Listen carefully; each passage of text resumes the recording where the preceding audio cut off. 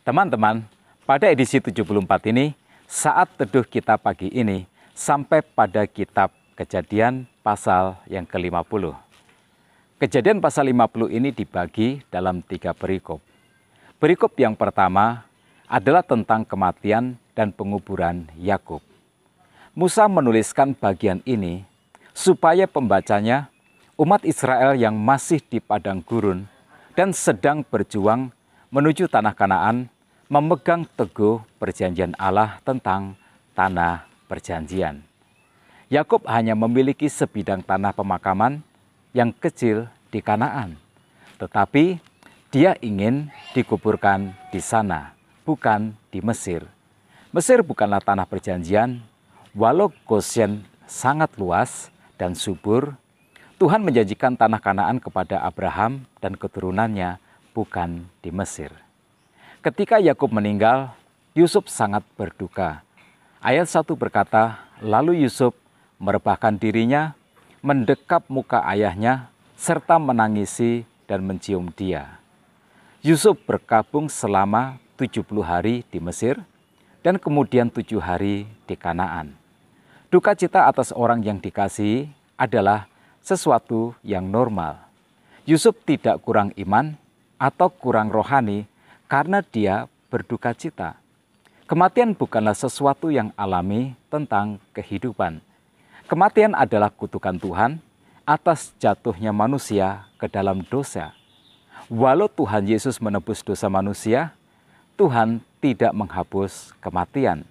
Itu sebabnya kematian masih menjadi duka bagi keluarga yang ditinggalkannya. Baru nanti, ketika langit menjadi baru dan bumi menjadi baru, maka takkan lagi ada kematian. Meskipun kematian mendatangkan duka cita, tetapi orang percaya tetap memiliki pengharapan pada janji Allah. Yakub menyebutnya bahwa melalui kematiannya, dia akan dikumpulkan nanti bersama dengan leluhurnya. Ya, sejatinya jiwa umat Tuhan akan dikumpulkan dengan jiwa leluhurnya di dalam surga. Pada perikop yang kedua, terdapat sebuah rekonsiliasi yang indah. Saudara-saudara, Yusuf memohon pengampunan atas kejahatan besar yang dulu pernah mereka lakukan kepada Yusuf. Yusuf berulang kali mengalami luka dalam hidupnya. Dia dibenci saudara-saudaranya, dia direncanakan untuk dibunuh, tetapi akhirnya dia dijual sebagai budak. Menjadi budak Potifar, dia berikan kejujuran dan kesetiaannya. Tetapi dia dituduh melakukan percobaan pemerkosaan. Yusuf harus mendekam di dalam penjara selama bertahun-tahun. Dan di penjara itu, dia akhirnya dilupakan oleh orang yang ditolongnya. Setelah kematian ayahnya, saudara-saudara Yusuf khawatir bahwa dia akan balas dendam. Nah, belajar dari Yusuf, ini sikap yang paling tepat supaya kita memiliki sikap pengampunan. Yang pertama, hormati hak Allah. Jangan pernah mengambil hak yang hanya dimiliki oleh Allah. Dalam ayat yang ke-19, Yusuf menjawab saudara-saudaranya, janganlah takut sebab aku inikah pengganti Allah. Jika kita paham bahwa pembalasan adalah hak Allah, maka tidak ada hak bagi kita untuk balas dendam. Dan jika kita jujur dengan diri kita sendiri, bukankah ketika kita salah, kita ingin diampuni oleh Tuhan? Maka begitulah seharusnya sikap kita.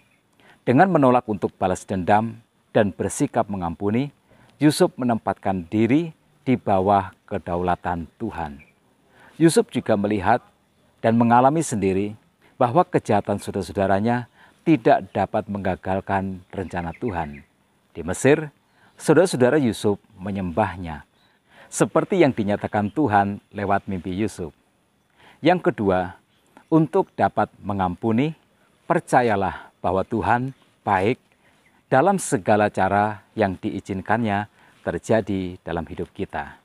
Dalam ayat yang ke-20, Yusuf menenangkan saudara-saudaranya, memang kamu telah mereka-rekakan yang jahat terhadap aku, tetapi Allah telah mereka-rekakannya untuk kebaikan dengan maksud melakukan seperti yang terjadi sekarang ini, yakni memelihara hidup suatu bangsa yang besar.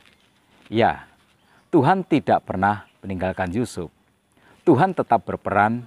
Tuhan mendesain ulang musibah Yusuf menjadi sesuatu yang tak ternilai indahnya.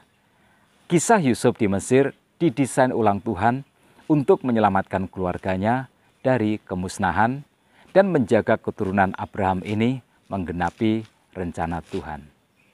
Jika kita percaya bahwa Tuhan baik dalam segala cara yang diizinkannya terjadi di dalam hidup kita, maka tak ada musibah yang hanya berarti musibah. Semua keburukan yang ditimpakan kepada kita di tangan Tuhan akan didesainnya menjadi mahakarya yang indah di dalam hidup orang percaya. Pada perikop yang ketiga, Musa menuliskan tentang kematian Yusuf. Dia meninggal pada usia 110 tahun. Sesuatu yang penting untuk digarisbawahi adalah imannya. Yusuf memiliki iman yang menatap masa depan. Katanya kepada saudara-saudaranya, "Tidak lama lagi aku akan mati. Tentu Allah akan memperhatikan kamu dan membawa kamu keluar dari negeri ini ke negeri yang telah dijanjikannya dengan sumpah kepada Abraham, Ishak, dan Yakub. Tentu Allah akan memperhatikan kamu. Pada waktu itu kamu harus membawa tulang-tulangku dari sini." Ya, semua anak-anak Yakub memegang iman tentang tanah perjanjian.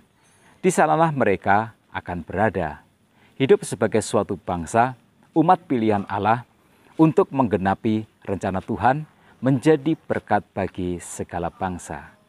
Nah, apa yang bisa kita petik sebagai pelajaran dari kitab Kejadian pasal 50 ini? Yang pertama, duka cita karena kematian adalah sesuatu yang wajar. Namun orang percaya tetap memiliki pengharapan akan janji Tuhan. Surga adalah tujuan, sedangkan kehidupan di dunia ini adalah latihannya. Yang kedua, tugas kita adalah mengampuni. Orang percaya tidak punya hak untuk balas dendam. Jika kita memiliki iman yang dapat melihat perkara-perkara iman, maka penderitaan adalah selubung dari kebaikan Tuhan yang disiapkannya bagi kita di masa depan. Yang ketiga, bagi orang percaya, Kanaan hanyalah sebuah bayangan. Bayangan dari janji Tuhan yang sesungguhnya. Kita semua sedang menuju negeri perjanjian surgawi. Kesanalah mata iman kita harus memandang. Nah, apakah inspirasi dan motivasi dari pasal ini? Kehidupan di dunia hanyalah sebuah perjalanan. Tujuan kita yang sesungguhnya adalah rumah Bapa di surga. Jangan berarti perjalanan ini dengan dendam, dengan kebencian, atau dengan kemarahan. Tak ada keburukan dari peristiwa buruk yang menimpa orang yang percaya. Sebab sejatinya hanya kebaikanlah yang akan kita jumpa di dalam Tuhan. Tetap semangat dalam kehidupan. Tuhan Yesus memberkati kita semua.